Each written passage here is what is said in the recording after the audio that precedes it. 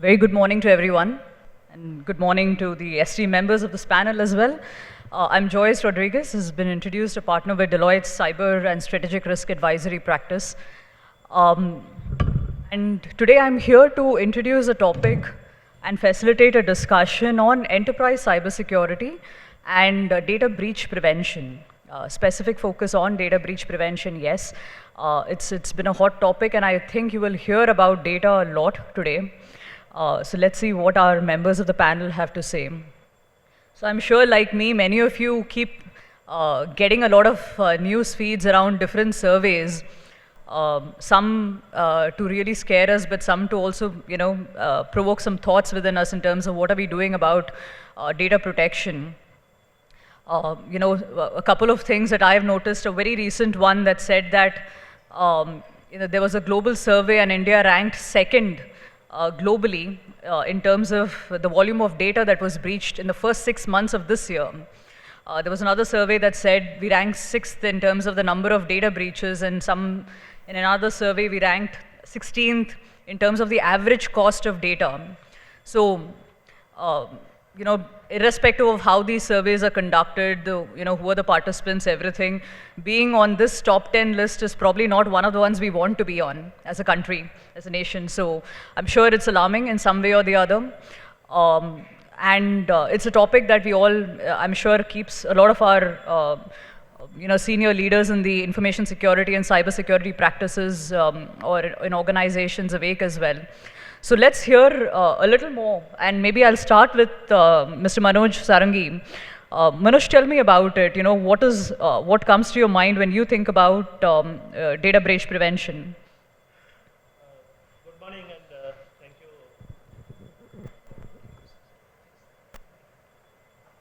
Hello. Sorry. Good morning, and thank you, Joyce.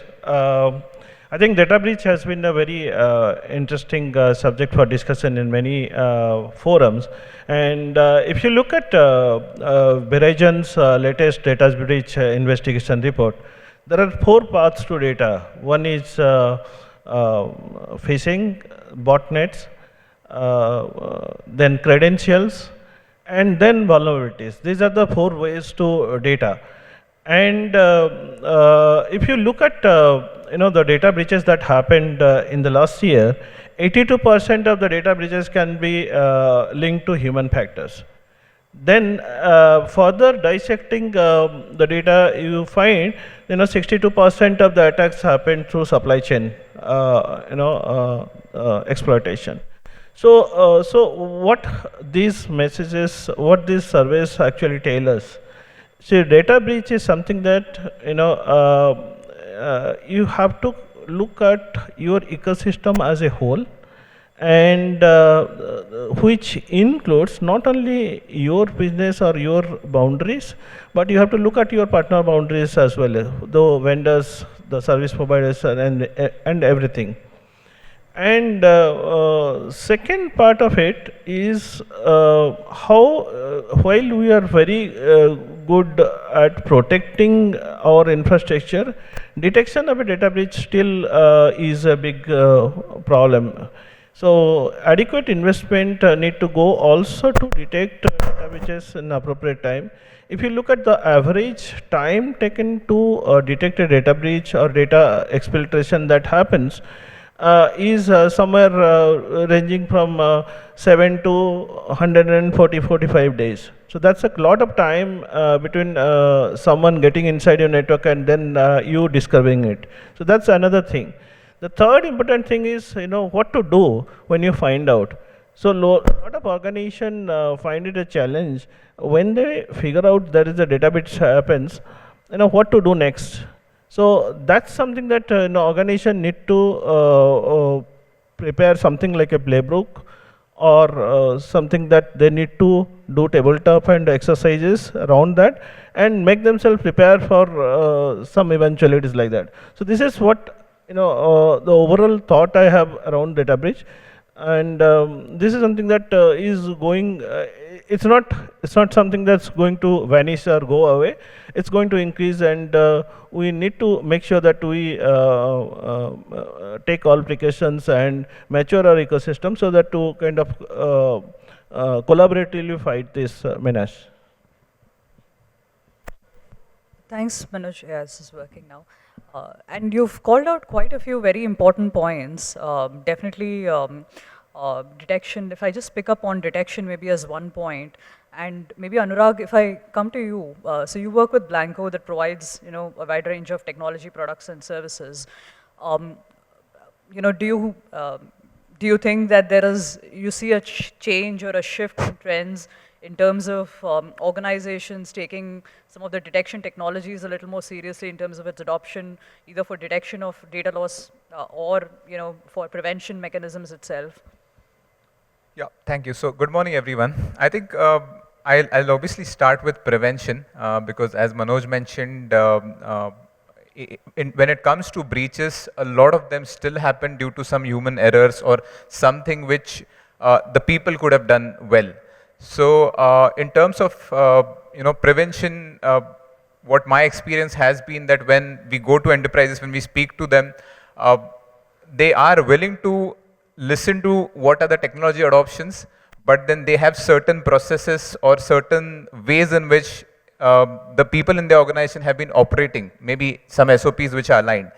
And we generally find resistance that, okay, the technology is good, however, our people are already occupied or they are used to doing certain things in a certain way.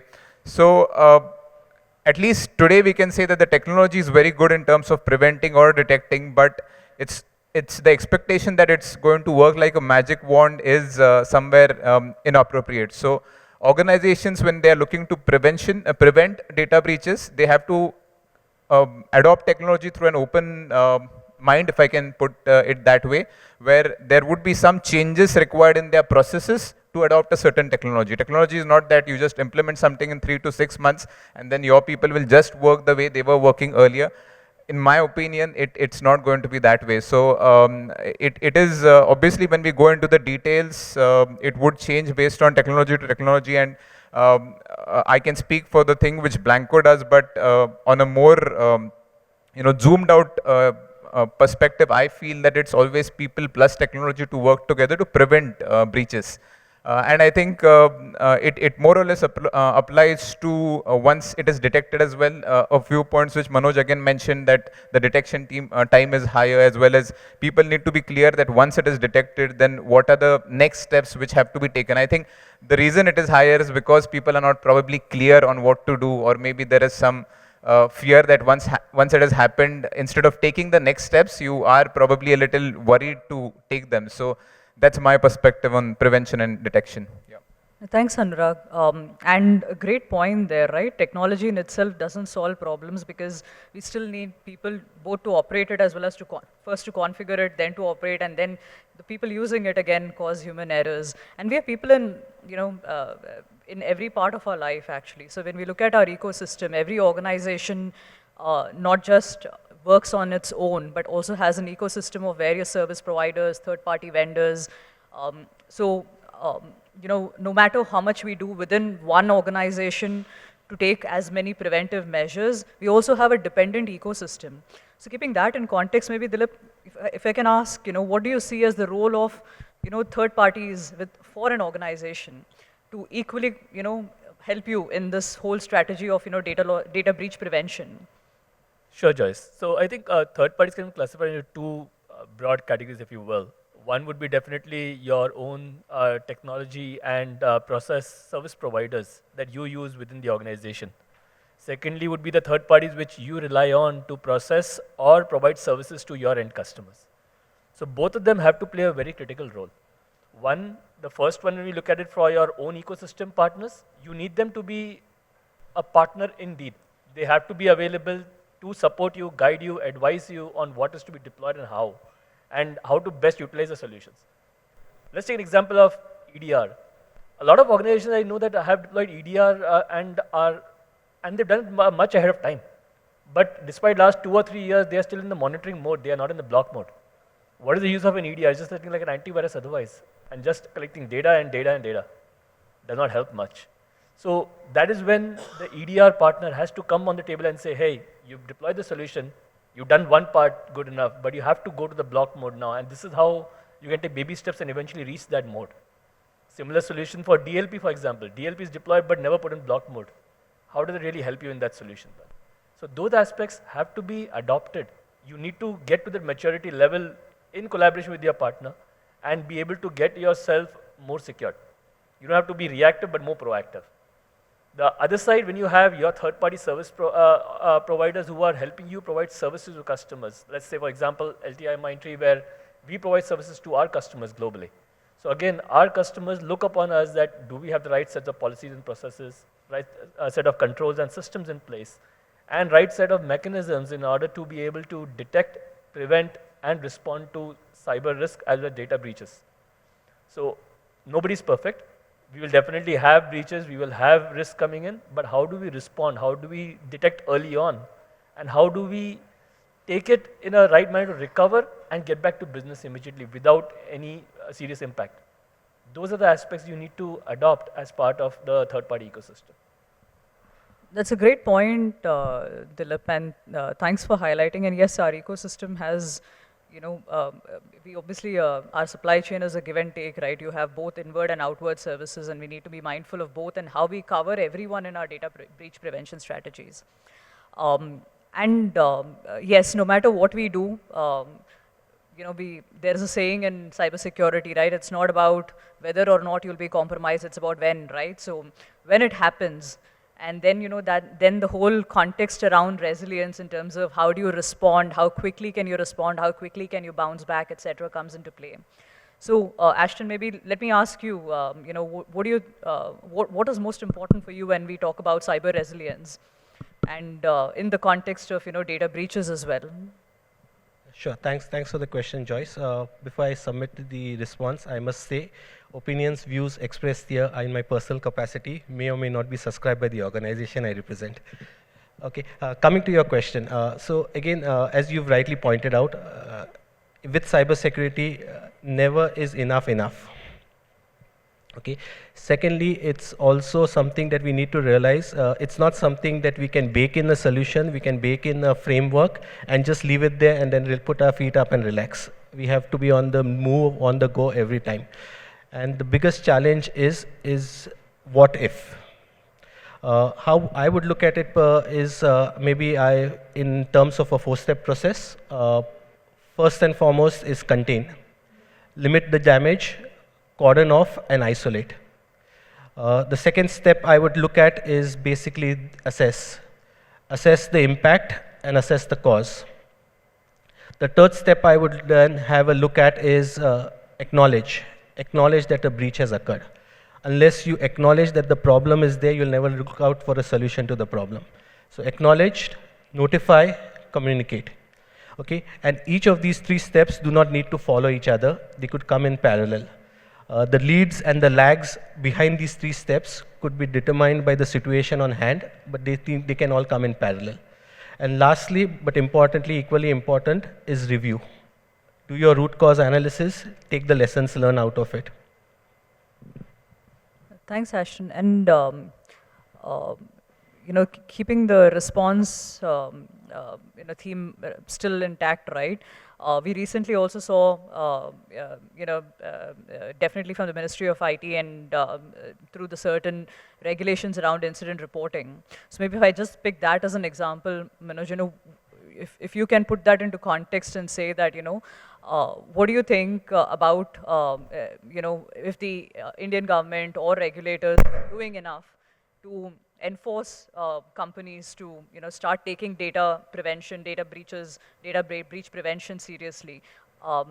What's your view on that? Yeah, thanks for the question. So if you look at the happenings that has been in the industry since last 6 months or 8 months. So one is lots of cybersecurity or data breach incidents has been taken place, like you have also given an example. And if you also look at the regulations by different regulators, either RBI, SEBI or IRDI, and also the directions that has come from the Ministry of IT, Indian Computer Emergency Response Team.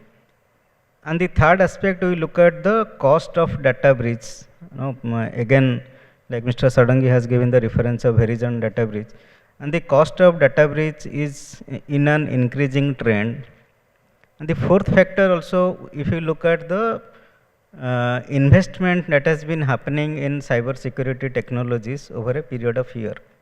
So there has been also report that if currently the cybersecurity technology market is around $7 billion to $10 billion, probably in next 3 years it may reach $20 billion. So why all these things have been happening? Because the average cost of data breach is an increasing trend. And none of the organizations either and the government also can can take it very easily for any data breach or cybersecurity incident where the data can be lost. If the data is lost, the first thing is the reputation of the organizations, reputation of the entire ecosystems. So if you look at how the RBI has made it, and because it's a very old regulator, and I will say it is a mature regulator, lots of regulations has been come from the RBI. They have been taking the help of very experts, like IDRBT has been providing lots of help to the RBI, and as well as also Revit. So Revit has been very helpful to the RBI in formulating the regulations. So now everybody in the industry is concerned how to comply with the certain guidelines if there is a cyber security incident or data breach incidents, like the reporting within a period of 6 hours. And from here again I will jump to the detect. So and the regulation says once you know the report should it should be reported to the regulator within a period of 6 years. So knowing a incident has taken place is a very critical factor, like some other panelist has also told. So once you know it early, then only you can respond also very quickly. So the loss should be minimized. So in order to detect an incident, so there are lots of threat intelligence inputs are required by the industry or by any organizations. So how these threat intelligence inputs should come? So there the government and regulator play a critical role. So we have been receiving lots of emails and advisories from the CERTIN and NCIPC also. And if the organizations are engaging any threat intelligence vendors, those vendors are also providing the threat intelligence input. But all these vendors, government and the industry should work in tandem to create a ecosystem where all will get benefited in detecting a data breach incident or cyber security incident very early, and so that the response can be done quickly, faster, so the loss will be minimized. No, thanks for that. I think some interesting perspectives there. And just sticking with regulations, I would say maybe if I can circle back and come to you, Mr. Sarangi. Um, we've seen a latest iteration of the Digital Data Protection Bill. It's still under consideration and evaluation as well. But how do you see this panning out for us in India? I think this is a regulation that was missing for the Indian ecosystem. When you have such a huge 130 crores people, 135 crores individual, and you do not have appropriate bill to protect personal data. This seen as a gap by many growing economies also around the world. But saying that this has come as another iteration of the data protection bill, and there are areas that personally I think need to be addressed. It, for example, it covers only the digital data in digitized form. What about the data in non-digitized form? That's also data lying somewhere. So what about the protection of that? Then one thing is welcome is it has increased the quantum of fines that if you do not comply to the regulatory requirement.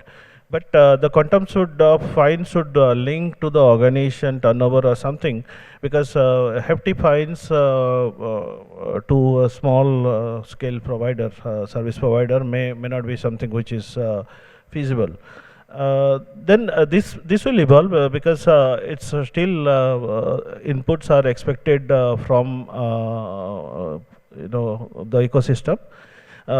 Saying that, there are things that the regulators should look at going forward is interact with the regulators of other geographies, because we should not bring up some regulation which conflicts or bring more compliance overheads for the enterprises. Second thing is, see, cybercrime is something which spreads across geographies. We should have build a collaborative ecosystem so that cyber crimes committed in one geography, by a foreign entity or someone outside its geographical boundary gets also prosecuted. So these are some things that a forward-looking regulation or interacting regulators can do. Certain is a right approach, because many certs collaborate, but cert is something that has a different objective. Regulators also take some cue from the way the different sorts collaborate and bring about a collaborative ecosystem, so that cyber crimes or incidents are minimized, and there is proper prosecution of cyber criminals. Thank you. Thanks for sharing your views there. We have 9 minutes before we left, so let me just look at the audience and see if there are any questions before we continue our discussion. Maybe we could use your questions also to stir up some conversation. So any questions from the audience? Yes. If you may introduce, if you can introduce yourself, and then. This is Anil Verma from M6 Clearing Corporation.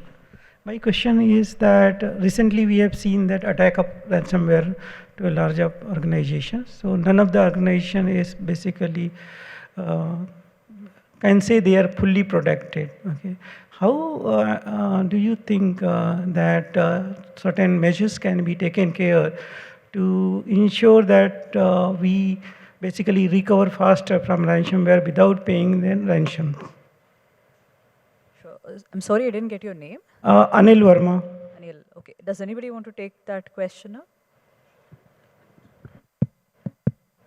Okay, I'll try to make an attempt on that.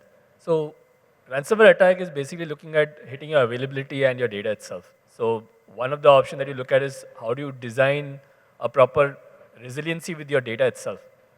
One, is it protected and taken care of so you cannot be hit by a ransomware and encryption happens? If that really happens, how to recover? That's your question, if I understand correctly. So recovery, definitely you need to have a strong backup. It has to have the right air gaps in place so that if your asset itself is compromised, that same infection does not move on to your encryption or your backup data itself. Otherwise, it just defeats the purpose. For example, let's say many organizations, for the endpoint system data, simply instruct the users, do not store data on your endpoint systems anymore. If you want to store it, that's your responsibility if it gets lost or gets compromised.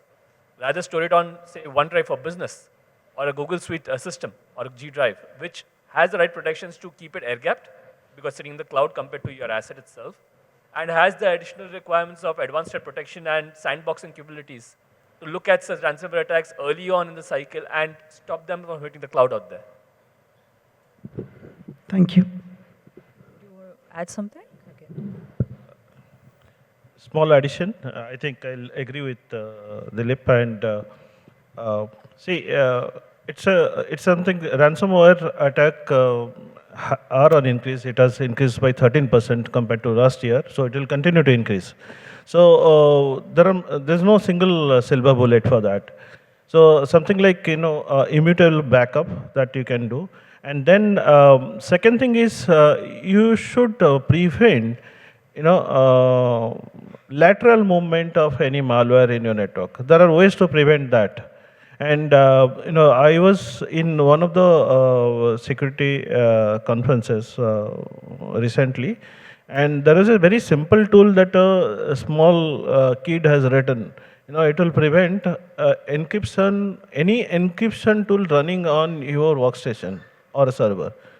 So basically, it has also a pro and a con. You cannot even encrypt your data, which is maybe legally or regulatory, maybe a regulatory requirement that you cannot do. It will prevent all encryption to run. It will prevent all any encryption tool to be run on your ecosystem. So these are some other areas you can look at. Second thing is you should do tabletop and also scenarios and ransomware scenarios and benchmark yourself in terms of how fast you can recover if there is an attack, ransomware attack. So that's something that you can do. That's because if a ransomware attack happens and nobody knows what to do, that's a problem. So you should have a playbook. You should have roles and responsibilities defined, and practice it. So that's the way to make sure that you recover fast. Well, thanks for that. So early detection, minimizing impact, and then being ready with a playbook to respond. I think that's basically the summary of how well you can be prepared. Any other questions from the audience? Yes, please. Yeah, good morning. I'm Shatrum from TCS. So my question is, investments versus the risk organization carry, right? About cybersecurity or data protection.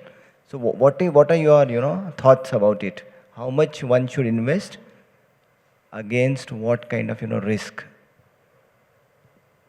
Yes, Ashton. Yes. Shatrun, good question, and something that every boardroom, it comes up in every board meeting. So I would answer it in a very simple way. I'll try to keep it simple, layman as far as possible. Okay, so we always have a understanding of what is desired versus what is necessary. Okay, and that's the answer to the question, which way you want to lean in terms of what is desired versus what is necessary. You can desire the whole world, and you'll need to pay for it versus what is necessary, and that's the fine balance we need to maintain. My advice or my recommendation would be look at what are your critical assets, what are the crown jewels you need to protect, and try to manage it in a way which is best suitable for the enterprise and the organization that you are with. The other way to look at is in terms of what is the investment you wish to make, what is the breach, what is the failures that you will prevent by that investment, and what is the indirect ROI that you could seek out of it. When I define ROI, I would define ROI not only on a breach or a payout and a ransomware, also on the cost of recovery, something which leads to legal fees, litigation costs because of any customer impact, and finally my reputational damage. If I am able to quantify all of this and then say that this investment will lead to this benefit, that's where I maintain the fine balance. Yes, please. Thanks, Ashton. Yep. Yeah, so I'll give you an example. This is my experience.